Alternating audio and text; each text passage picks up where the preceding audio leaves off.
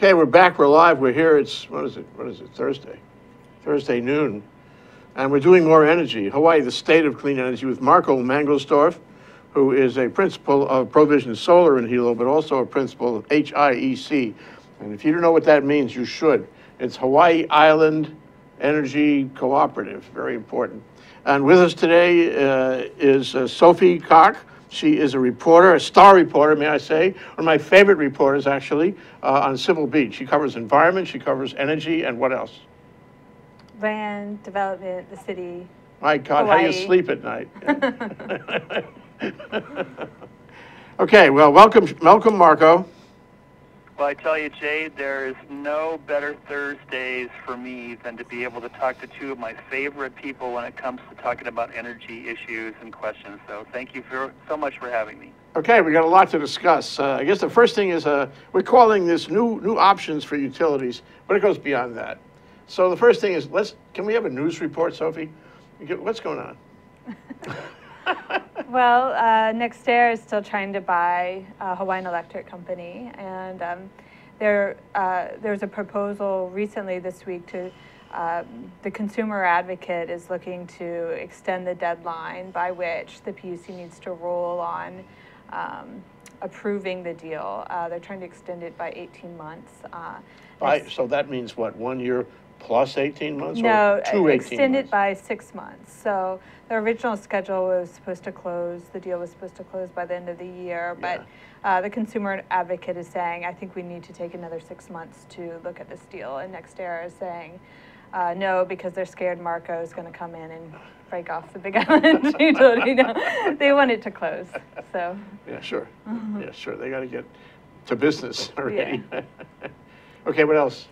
We also have a lot going on with interconnect, which is also Marco's actual expertise in terms of what's going on with the net energy metering program in Hawaii. I think, as you had mentioned before the show started, HIEC's made a lot of progress in trying to get rid of the backlog of solar applications of people trying to connect to the grid on Oahu. But of course, we've seen in recent weeks a new development where HIEC was actually trying to look like put the brakes on any new NEM, net energy metering, until the PUC ruled on their proposal to phase it out. And of course, that created a whole political backlash, and they backed off of that. And then, of course, we have what's going on the Big Island, this co-op idea, which is garnering a lot of interest within the energy sector. This idea of potentially breaking off from Hawaii, the Big Island utility, breaking it off from HIEC, which makes the NextEra deal all that much more fun. Exciting times, yeah. Yeah. And somebody mentioned that there was a resolution, number 105, from the Lowen of the Big Island, and that's about HIEC, huh? Yeah, my understanding, it's just a resolution, but my understanding of it is that it is just encouraging, designed to encourage discussion about this idea of potentially having a separate co-op. Okay. All right. Well, Marco, some of this involves you. As a matter of fact, if you look at those as the principal news items that have been going on, a lot of it involves you. How are you feeling these days, Marco? Exciting?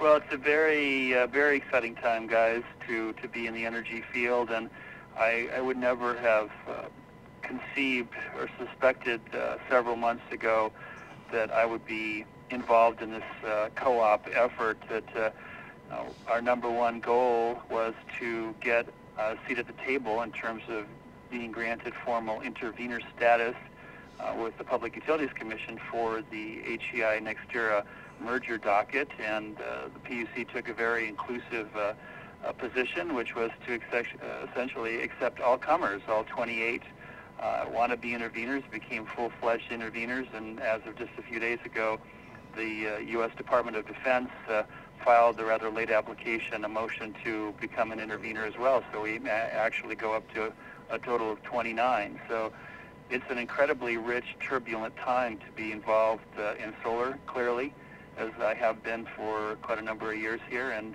and also with this possibility of the Big Island perhaps following the example which was set by my KIUC friends, the Kauai Island Utility Co-op, 12, 13 years ago, to maybe continue their rather successful model to the Big Island. Sophie, you're a reporter. You might write about this again. Do you have any questions for Marco? You know, like a little cross-examination, if you will. Yeah. So my understanding is obviously NextEra and HEI have forged this merger agreement. My understanding of the situation is that that doesn't mean another company can't come in and make an offer. I think that HEI executives just can't solicit or encourage any competing offer. That's the term of the agreement itself. That's my understanding from the SEC filings and the merger agreement. Yeah. So I guess my question, you know, the question I think a lot of people want to know is, have you engaged or approached the HEI board in any way, or do you anticipate approaching them before the NextEra deal is set to close, or is this something that you're looking to potentially execute subsequent to the actual merger?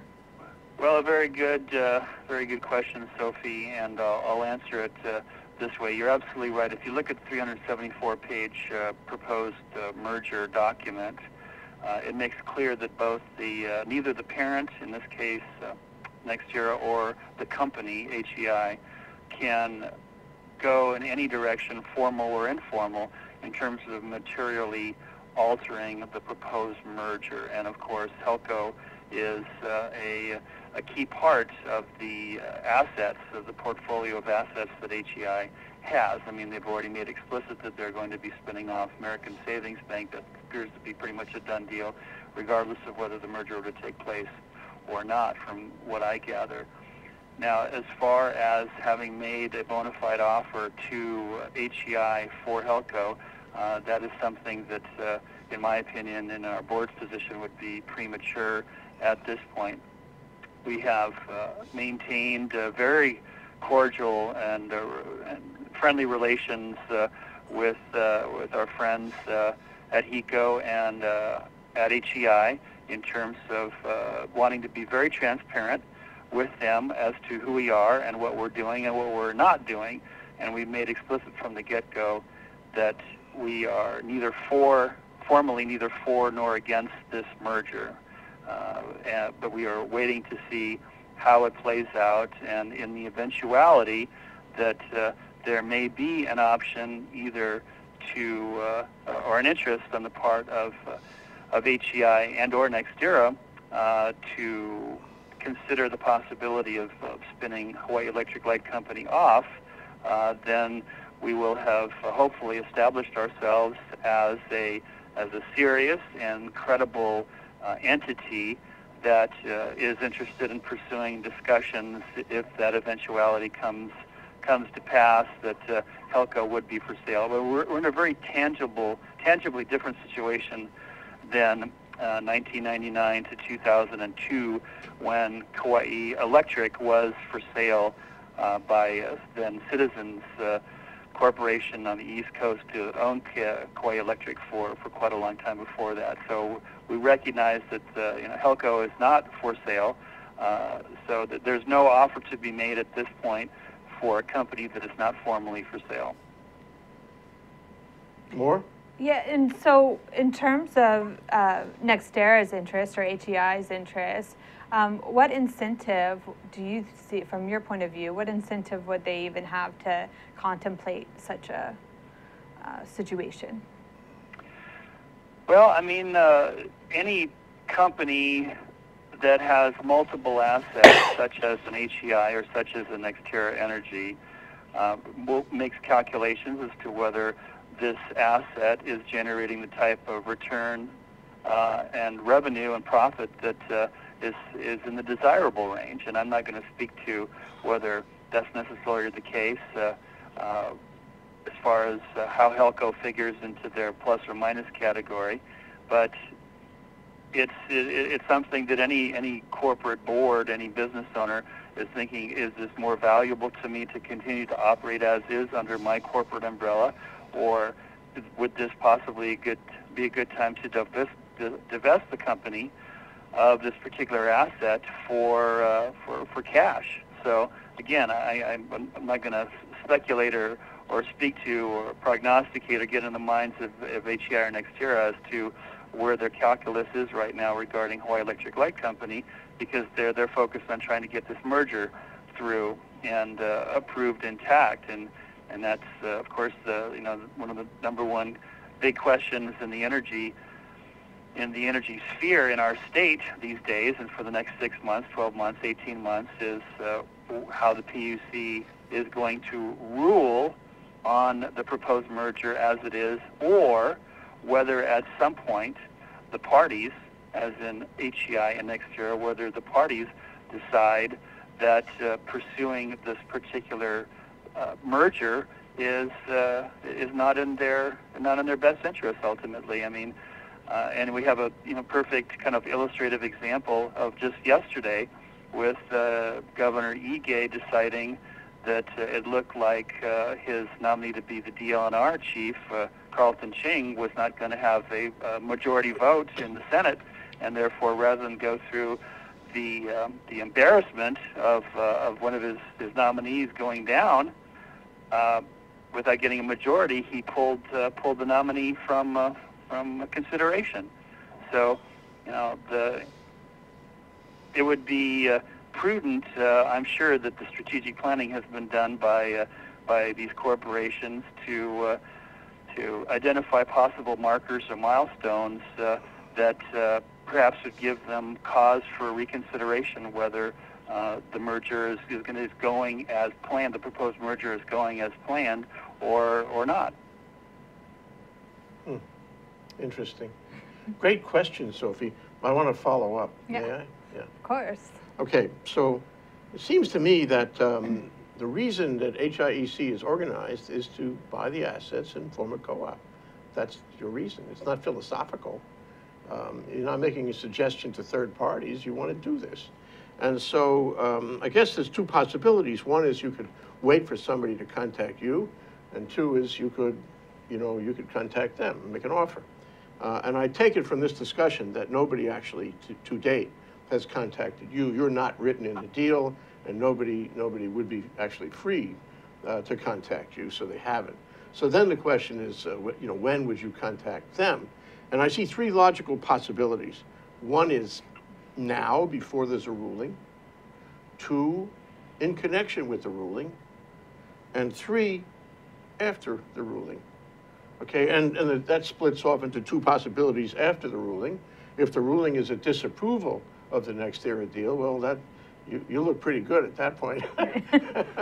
And if the ruling is an approval of the deal, then they would go through with it, and you'd have to contact NextEra, or they might be interested in contacting you. And P.S., by the way, we had this great discussion with Ben Sullivan, who is the Sustainability and Energy Coordinator for the County of Kauai, very, very familiar, with the co-op over there. And he, just yesterday. So if you guys want to look at that, that's on thinktechhawaii.com/ make that youtube.com/thinktechhawaii. It's right there. And what's interesting is that the co-op model is kind of alive and well in Kauai. It's a kind of a new example of democracy. Maybe it has a real future elsewhere, although there are not that many of them around the country. And in any event, maybe it has a real future here because it is tailored, it is more appropriate, according to Ben, to rural areas. Of course, Hawaii may not stay rural forever, but for the foreseeable future, the neighbor islands are going to be rural. And certainly the Big Island is rural, so it might be a really appropriate model based on what's happened in Kauai. The question I would ask you is, when are you likely to make an offer, if at all? What are you waiting for? And I mean, is it really that you want to? Why are you there in the PUC? If you wouldn't make an offer until after the action of the PUC and the deal goes or doesn't, you're too early. So if you're there early, then you must be interested in involving yourself in the process. And that means involving yourself in the negotiation or determination of conditions. So could it be, Marco, that that's where your best option is, in insinuating HIEC into the deal as one of the conditions?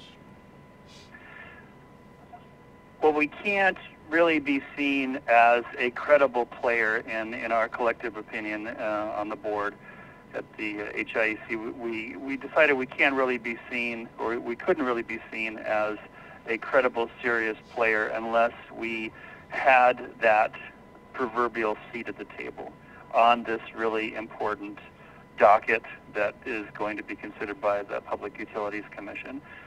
To be outside the process of this merger being considered and be just another grassroots organization with all the best of intentions and not be part of the, not have a seat at the big boys and girls table would have given us a lot less gravitas, in my opinion, a lot less credibility. So, as I've said on quite a number of occasions, our number one goal was to get that seat at the table so that as the proceedings wind their way through this procedural schedule, when the procedural schedule is actually agreed upon by the parties, because as I think Sophie mentioned a little while ago, there's some discussion over whose procedural schedule to agree to, essentially, that we will be seen as I keep on going back to this phrase, I guess, credible and serious party that has stated its aspirations and its intention, if and when the occasion should arise, that there is a possible willing seller to consider discussions over what the value of Hawaii Electric Light Company would be to both a possible seller and the possible buyer in the form of our co-op. So you wouldn't rule out any of those incidents possibilities, namely a deal before the approval or disapproval of the conditions, a deal in the conditions, and a deal after the conditions, after the deal is made. A purchase, no matter who winds up after the ruling of the PUC. So any of those things remain possible? I think part of it would, you're kind of asking me to speculate what's perhaps in the heads of the HEI board and NextEra board in terms of possible permutations to what they spend millions of dollars coming up with in that 374-page proposed merger agreement. And there's no indication at this point that there's any consideration on their part to materially change what they want to try to do and what they announced they wanted to try to do as of the early part of December of last year. So we're still rather early in the game, and it would be inappropriate and not, the timing wouldn't be right, in our opinion, to make a serious or bona fide offer to HEI NextEra at this point in the game. So we have not done that, and there are no plans to do that in the immediate future, most likely, as we wait to see how things shake out, really, in terms of the procedural schedule, and to see what many of the other intervenors are going to what strategy and what tack they're going to take in terms of this proposed merger. Okay, we're going to take a short recess. Break. We'll be right back. This is Marco Mangelsdorf on Skype. He's in Hilo. He runs Provision Solar and HIEC, the Hawaii Island Energy Co-op.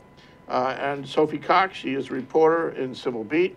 We're here in Hawaii, the state of clean energy, talking about new options for utilities and more. We'll be right back. Inspired by an ancient culture, classical Chinese dance, vigorous physicality, timeless stories, 5,000 years of Chinese music and dance. Shen Yun presents authentic Chinese culture. Coming to Blaisdell Concert Hall, May 8th and 9th. Tickets at shenyun.com or call 808-792-3919. Hi, I'm your host on ThinkTech Asia, Bill Sharp. I look forward to you joining us each Monday between 4 and 5 o'clock when we film right here in our studio in downtown Honolulu. The show, ThinkTech Asia, focuses on contemporary events in Asia. And by Asia, we mean anything from Hawaii, south to Australia and New Zealand, west to Pakistan, and as far north as the Russian Far East. Clearly, this is one of the most economically dynamic centers of the world, and we bring you up to date on what's going on in a whole host of countries in this very vital region. We look forward to seeing you. Aloha. Okay, we're back here on Hawaii, the State of Energy with Marco Mangelsdorf and Sophie Cocke, and we're talking about new options for utilities, and more specifically, we're talking about HIEC. Sophie, you want to continue with some other questions on that?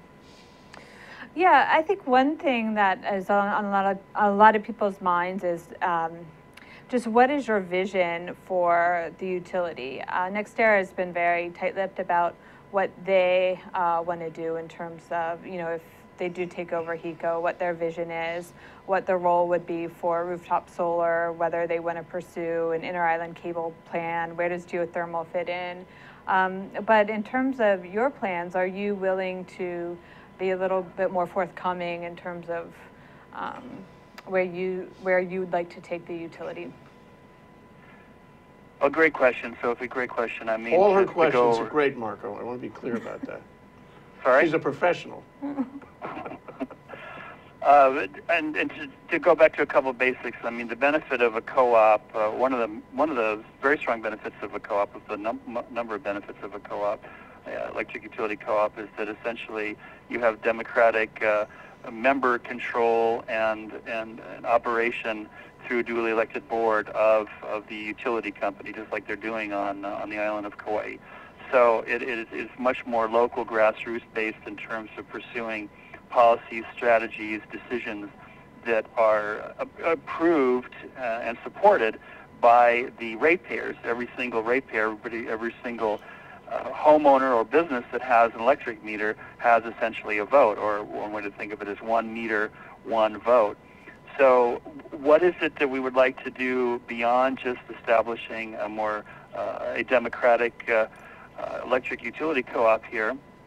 I mean, the two of the fundamentals would be continuing to increase the level of indigenous as an island-based energy sources, and not just for power generation, electricity generation, but also move in the direction of trying to crack the much more difficult nut of transportation fuels.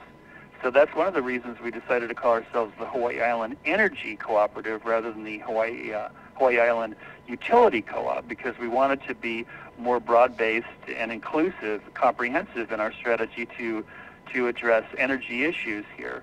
So number one, to continue to develop island-based energy sources, and second, to be able to do whatever is possible to lower electric costs here. And there are a number of independent power producers on this island, wind farms, Amaku Energy Partners up in Honoka'a. There is some small-scale hydro here. There's Puna Geothermal. And, I mean, I'd say the number one goal beyond, the number one thing that's important to people beyond having electricity when they need it is to have lower bills. So while we certainly would not promise that a co-op would lead to lower electric costs, there is reason to believe that could very well be possible, in that for two reasons. One is that any type of operating margin or profit can be not beholden to or not going to outside investors, off-island investors or shareholders, but would stay within the community and be reinvested in developing projects and developing infrastructure, developing alternative technologies, which would lead to lower electric costs. And that's one of the really important things that we think is possible. And second, there's also the availability of money on from the financial world, which through a group called the NRECA, which is the National Rural Electric Cooperative Association. These folks, based in Dulles, Virginia, have a history, a pedigree of going back to the 1930s in the Rural Electrification Act under Franklin Roosevelt, and they are a group of over 900 co-ops. So, Jay, when you mentioned that there are other co-ops around, but it's not just other co-ops around, there are hundreds of other co-ops around. So the NRECA has been a touchstone asset, an incredible asset to all these co-ops to be able to get money at preferential rates, to be able to fund the purchase of then investor-owned utility in some cases and turn it into a co-op. So we have a lot behind us. We have a tremendous amount of support possible by national organizations who have a substantial amount of assets and expertise and know-how and infrastructure Marco, I want to be sure able to be we're getting supported. sound from you. Can we take a short break and make sure we're getting sound? We'll be right back after the short break on Hawaii, the state of clean energy. Aloha, I'm Hunter Hevlin, host of Sustainable Hawaii here at ThinkTech Hawaii. You can tune in every week on Thursday at 2 p.m. to see interviews with sustainability professionals from around the state and even further abroad, learning about activities with water management, food security, waste management, and a whole host of other fascinating opportunities to get engaged with making a greener island. So if you're interested in making the transition from consuming individuals to communities of producers, check us out every Thursday. Aloha, I'm Kili'i Akina, president of the Grassroots Institute and host on Ahana Kako, a weekly program on the ThinkTech Hawaii broadcast network. Ahana Kako means let's work together. Think of the sad alternative, let's not work together. Here in Hawaii, with all of our diversity and the richness of the people, it's important for us to come together around issues on the basis of what's right and what's good and what's going to serve the common good. And that's what we try to do at Ahana Kako. Every week we interview movers and shakers, people in government, business, and other sectors of society to talk about how to create together a better government, economy, a better world here in Hawaii that can bless the rest of the world. I thank you for your attention to ThinkTech Hawaii, and we look forward to seeing you every Monday, 2 to 3 p.m. on the ThinkTech Hawaii broadcast network. We're Ahana Kako, and we wish you well. Aloha. Hi, my name is Seymour Kazimirski. I have a show called Seymours World on ThinkTech Hawaii. Our show is about opening minds and facilitating conversations. To tell you the truth, I have no idea what we're going to be talking about. I have no idea who our guests are going to be, but I guarantee you we're going to have lots and lots of fun. Aloha from Seymours World. So I heard the gist of it. Marco, can you give us sort of a summary of your plan that Sophie asked about? Sure. Again, the main benefits of an electric co-op, kind of on the macro level, is that there's a tremendous amount of support out there, both in terms of possible financing, as far as admin and infrastructure support, IT, from an organization that has hundreds and hundreds of members across the United States that has been around since the 1930s. So it's not as if we would be going hat in hand to banks near and far. There's already an entity there that is more than willing to be able to support something such as what we're envisioning possibly doing. And that the fundamental benefit of an electric co-op is you have 1 meter, 1 vote, you have local democratic control, and the decisions are made on a day-to-day basis with the blessing of a democratically elected board, and that being able to get money cheaper essentially on the financial market would allow for a more cost-effective means of improving infrastructure, retiring stranded assets, be able to develop continued development of indigenous power sources here on this island. So you're confident that if you went out into the market for utility co-ops, energy co-ops, you could find whatever it takes? I mean, we're probably talking about hundreds of millions. Yes. You could find that money? I mean, how confident are you? Have you scoured the landscape? Got I any would agreements say going? that I have a fairly high level of confidence. I mean, I've been in business long enough, Jay, to know that when someone says the check's in the mail, that the check really doesn't turn out to be in the mail and in my hands until it actually is in my hands. But all the preliminary signs that I've been able to glean has led me to believe that there should be willing sources of capital there at a reasonable rate, and that the numbers look possible, plausible, positive, all three of those P's, that purchasing something such as Hawaii Electric Light Company would allow a co-op such as the one that we propose, depending on what happens. Let me go to a couple of policy points that seem to be incipient at play. One of them is the undersea cable. Do you think that HIEC would entertain the undersea cable, or is that something you would rule out? Great question, Jay, great question. And whether it's the undersea cable, whether it is let's double or triple down on geothermal, whether it's let's dive headfirst and 100% fast speed to developing hydrogen source on the Big Island, these are all really interesting, very juicy questions, very important questions that the membership of the HIEC, if and when we get to that point and we're fully operational, the membership would decide those questions. Great answer. I guess the same. I guess you'd give the same answer on LNG, because that's a policy point, you know, that certainly is in play. Absolutely. Would you entertain that, or leave that also to your membership? Same answer, Jay. I mean, our strategy, which makes great sense in my opinion, is we want to have as inclusive a message as possible, where we're not alienating folks who are for or against this or that particular issue. It's not for me to decide or my fellow directors to decide what specific policy directions we want to go in at this point, because these are questions. Again, let me see if that wraps around PV. I mean, one of the points that came up during one of the breaks is that the large utility companies on the mainland seem to be distancing themselves from advancing further into PV. That's what. Or rooftop, yeah. Rooftop PV, yeah. Oh, farms are a different story.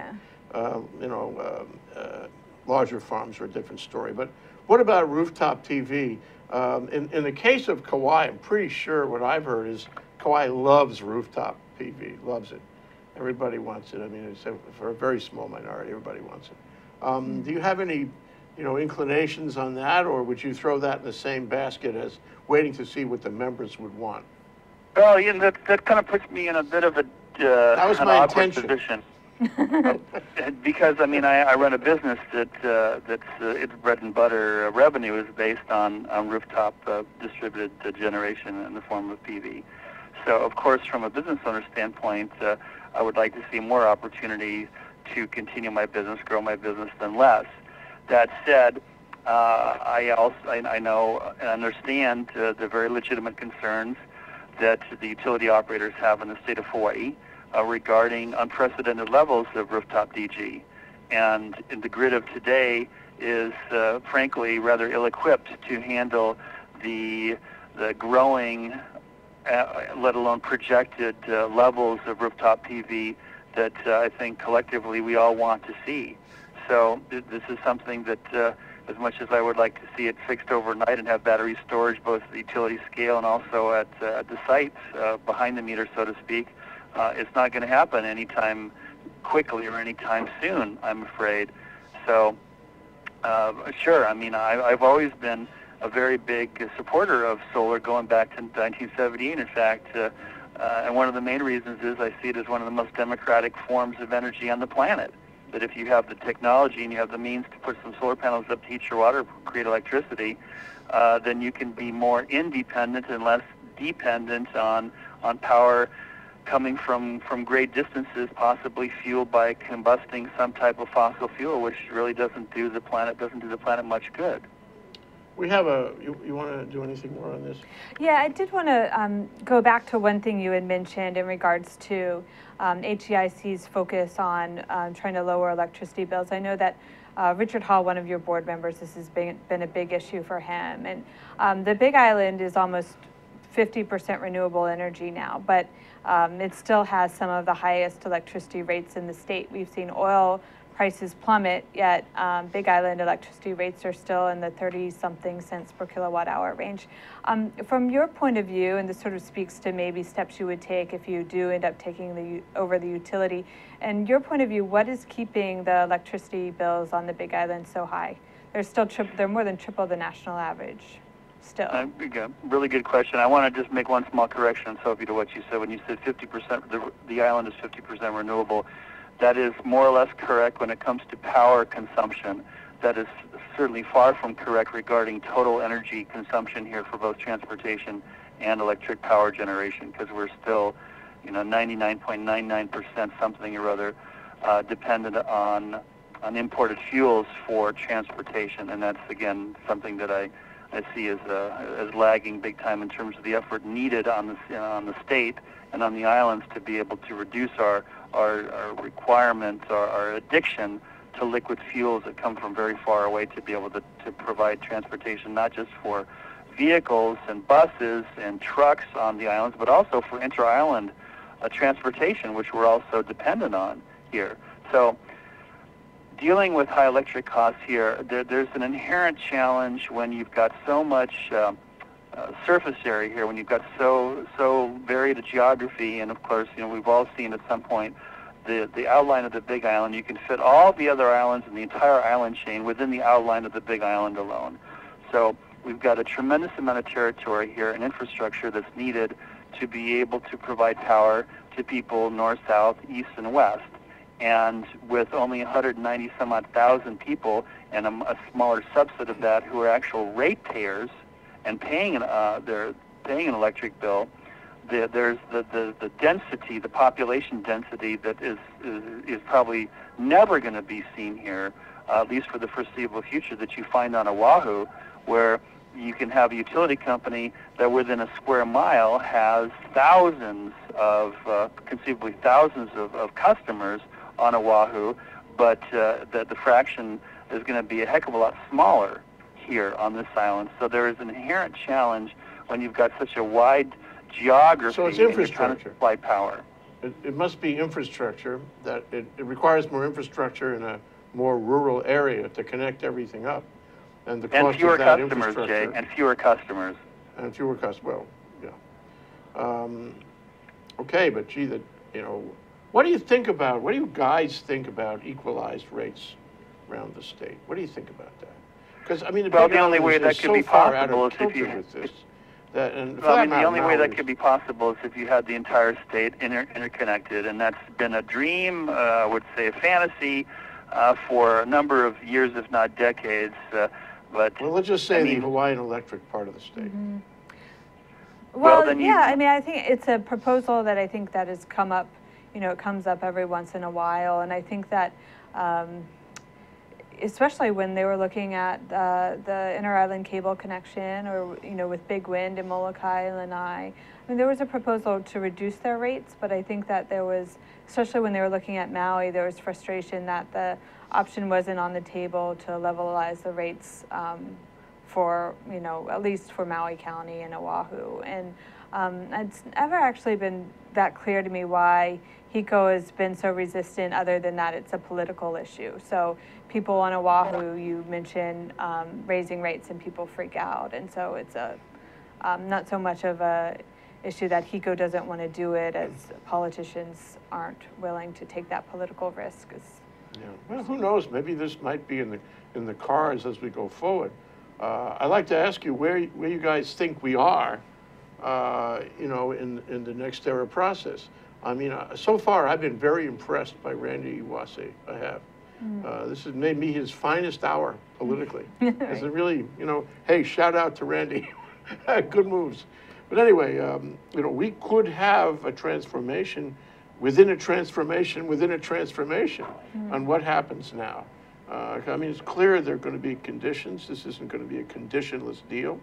There's going to be an opportunity for creativity. There are 28 intervenors. Everybody's going to want to do creative things or suggest them anyway. And it sounds like the PUC might be open for that. And Jeff Ono wants 18 months, okay. Right. It's Hawaii, so it's all slower. I wouldn't have done that myself, but okay. You know, the question I put to you is, are we in for some really interesting rides here? Or is this going to be, you know, relatively simple? What do you think at this early point? What do you think? Well, I think that the PUC is doing two things. A, they've let everybody in, but I do think that they're trying to limit the scope of what can be discussed in the docket, so it doesn't become so unwieldy that it's just gridlock. That would be like the IRP. Yeah. And I think that one of the biggest concerns, just overall, particularly for NextEra and HIEC, is that this process is going to become so politicized that it ends up killing the deal. It's one of the biggest risk factors in big mergers like this. It's not so much, I mean, NextEra's books are good. They're, you know, from everything I can tell, a good company, well-run company. There's no serious red flags, but if the process becomes such a circus, I think ultimately it can create an untenable amount of risk in the deal. Yeah, thank you for that. I mean, and I feel that as a rational business company whose eye is on the ball, and I agree with you that I think it is. At some point, you know, it's sort of like Carlton Ching. At some point, you're going to say, enough, not doing this, goodbye. You know, well, beat and I up wanted to someone add else. just a couple things, if I could, Jay, which is one, the folks at Paniolo Power, which is from Parker Ranch, Dutch Kuiper, Jose Dizon Parker Ranch, they filed a motion on Monday of last week, the 9th of March, where they asked the PUC formally to merge the power supply improvement plan, that docket, merge it with the NextEra HIEC docket. If the PUC were to entertain that possibility as something that would be of benefit, then I think that would really throw things into a bit of a topsy-turvy world to merge those two dockets as Paniolo Power has proposed and has been supported by a number of the other intervenors, including, interestingly, the County of Hawaii chimed in just this past week saying they supported Paniolo Power's desire to do that. So that's one of the wild cards. Are you taking a position on that, Marco? We're taking a neither for or against position at this time. Okay. Yeah. What do you think? I'd be surprised if the PUC actually rules in favor of that. The consumer advocate has already come out and ruled against two other attempts to merge dockets by solar interests. The PUC, I think, has ruled on partially ruled on that docket. But I think that, at least from the consumer advocate's point of view and other interests, I think there's a concern that it would just bog down the process so much, and that these two things should be happening side by side. And also the long-term, the PSIP process, which is a terribly wonky acronym, but the long-term energy planning process tends to be so fluid anyway. So even if the PUC comes out and approves these plans, it's not as if there's anything legally that's holding HIEC to, or NextEra, whoever it is, to this very defined course of action. So I'd be surprised but they could, but I'd be surprised if the PUC actually, Well, if what has seemed to be the case so far, that is Randy Iwasi and the PUC, they want to go down the track. They don't want to be distracted. Just want to make their decision based on what's on the table. That, it's probably better to keep it simple instead of merging everything together. And we can deal with that later, essentially. But, there's also good arguments that I know that people in the solar industry have made in terms of trying to have some conclusion to this long-term energy process, because they want to know, what is going to be the role of rooftop solar. But there's also a number of other dockets other than the energy plans that go to the heart of what the future of the utility is, like the decoupling docket. And so there's questions about, well, if you let if you merge the PSIP docket, why not merge all of these dockets, you know, into the merger? But go to your point, if you merge all these documents, you are essentially changing the paradigm of the way utility works and makes money. Yeah. And now the price that was decided in their agreement, and the agreement itself, yay or nay, you know, is put into question. Yeah. And they may say, hey, you know, that's nice that you want us to do all this stuff, but we can't do it for that price. We're not going to commit goodbye. Yeah. And I think that would be a bad thing for the state. I think the deal in general is probably a good thing for the state. Yeah. Well, I mean, I think they still have to evaluate whether this is in the best interests of ratepayers, but I do think it would send, potentially send a message to anti-business message, you know, in terms of that we have a hard time, you know, reviewing these deals. That's right. It's a moving target. And it's a message not only to NextEra, it's to anybody who might follow NextEra. Yeah. Marco, it might be a message to you. Yes, indeed. Yes, indeed. I just wanted to, I think I've mentioned this in past conversations with you, Jay, is that the PUC has set precedents in the not so far distant past in terms of the proposed purchase of Kauai Electric by KIUC. The first deal that was submitted to the PUC for $270 million for Kauai Electric was, in fact, turned down, rejected by the PUC as being too high, and it was eventually settled at $215 million, a difference of $55 million, if my math is correct.